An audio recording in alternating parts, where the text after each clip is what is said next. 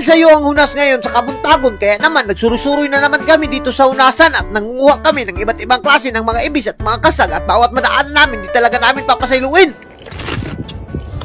Ngayong araw guys ay napagdesisyonan talaga namin na magsuroy-suroy dito sa tunga ng hunasan, pero bago ang lahat, bago namin nadaanan yung mapagsubok na to ay sinimulan muna natin sa isang magandang umaga. At as you can see naman guys, nag-andam na kaagad ako dyan ng purong ko para hindi tayo maintan pupunta sa dagat. At sa puntong ito, nag-itsa na rin tayo ng jacket. At as you can see naman guys, transition agad tayo, pero yung mabaon natin, hindi natin yan makakalimtan. At sa puntong ito, nalabyan ko muna yung bayabas na hinog dito, kaya naman di ko na pinasaylo at sinima-sima ko na dahil napakasarap magkain ng bayabas papuntang dagat. At sa puntong ito, transition na kaagad tayo at dito nga pala tayo sa dagat natin pagsuroy-suroy. At alam nyo ba guys, pinubri lang talaga yung tirada natin ngayon at hindi nga pala nakasama si Ivy dahil nayayay at nilagnat siya, kaya naman kami nila Uncle Dudong yung sumama dito sa dagat. At alam nyo ba guys, yung tirada namin ngayon ay talagang pinubri lang at para lang to sa mga taga-probinsya dahil hindi to pwede sa Manila dahil wala namang makukuot doon sa Manila at testing ka pag panguot doon at baka mapriso ka. At dito sa probinsya ay napakaganda talaga manguot dito at libre na talaga yung mga ulam nyo. At speaking of ulam, nakakuha na kagad kami ng kasag dito na napakasarap naman talaga. At mag-ingat ka lang sa pagpanguot ng kasag at dahil baka masipyat ka, ikaw yung mapaaka ng kasag at napakasarap naman talaga niyan makapaak. At hindi lang kasag yung makukuha mo dito guys, meron din iba't ibang klase ng isda at mga bunog na napakasarap niyan kilawin at hindi rin yan matatawaran yung sarap niyan, lalo na kapag dito sa tunga ng dagat mo pinudtrip. At sa puntong ito, nakakuha na naman kami ng iba't ibang klase ng mga halamang dagat dito. At ganitong mga putripan at ganitong mga trip lang guys ay napakaganda talaga dito gawin sa probinsya. At alam nyo ba guys, hindi nyo to magagawa yung mga ganitong tripping kapag nasa Manila kayo dahil wala namang dagat doon.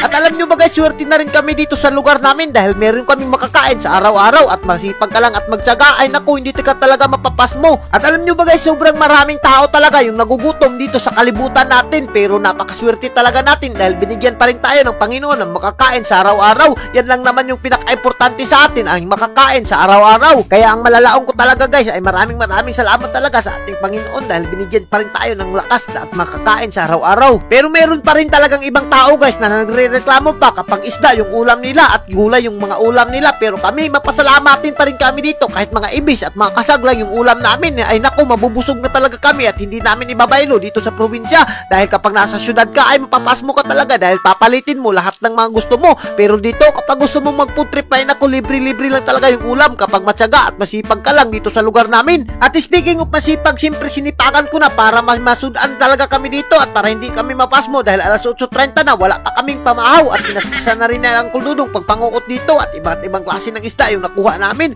At as you can see naman guys, medyo marami-rami na nga talaga yung nahuli namin ditong isda at sulbad na talaga yung pamahaw namin dito. At ito yung mga sinasabi ko sa inyo guys, kapag dito sa probinsya, kapag masipag ka lang ay sulbad na talaga yung pangkain mo dito at pangsudan mo. At sa puntong ito, dahil medyo marami-rami na nga yung sudan namin, kaya naman bumalik na kaagad kami dito at muntik pa mapaakan si PD nagkasag.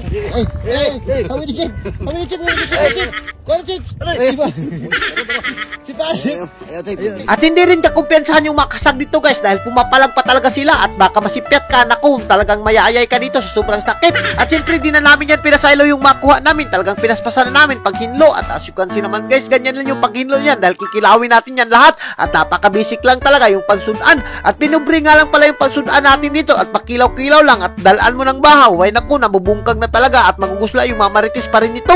As you can see naman guys, unang tingin mo pa lang sa kinilaw ay talagang magugusla ka na at napakasarap na at magtutulo na talaga yung mga laway mo dito sa sobrang sarap at lalo na kapag tinimplahan mo ng napakasarap niyan. At siyempre yung mga ganitong putahe ay wala talaga to sa syudad at wala talaga to sa Manila at dito mo lang to makikita sa probinsya namin. At sa puntong ito, dahil nagugusla na kami, pinaspasan na kaagad kami at sinimulan na kaagad namin yung main event namin na kainan dito at sinimulan namin pagbungkag yung bahaw at napakalaki nga naman talaga ng humit namin dito dahil talagang nagugusla at nagugutom na talaga kami at naglalaway na naman yung mga marites na nanonood sa atin. At alam nyo ba guys, sa buhay hindi naman importante kung gaano ka kayaman o gaano ka kasaya. Ang importante, dapat kontento ka kung ano mang meron ka at kung ano mang grasya ang dumating sa'yo. Dapat na kailangan mong tanggapin yan dahil blessings yan at binigayan ni Lord. Kagaya nito na yung mapagkain namin na napakasarap. Blessings to ni Lord dahil napakasarap at ibihira lang to magawa sa buhay namin. At naniniwala talaga ako guys, yung kahirapan ay nasa palad mo at nasa kamay mo talaga yan kung paano mo dalhin. At lahat naman tayo pinanganak ng pantay-pantay. Kailangan lang natin natin magtiyaga at magsikap para maangat yung kinabuhi natin. At sa puntong ito, medyo nataas-taas na yung mga story natin pero hindi namin namalayan, medyo nabungkag na nga talaga namin yung bahaw at di na namin pinasail yung kinilaw namin na napakasarap naman talaga at napaka-presko pa. At talagang napakatamis yung mga kasag at mga ibis kapag presko mo pa talaga nakuha. Ay naku, talagang hindi talaga magmamahay dito sa amin.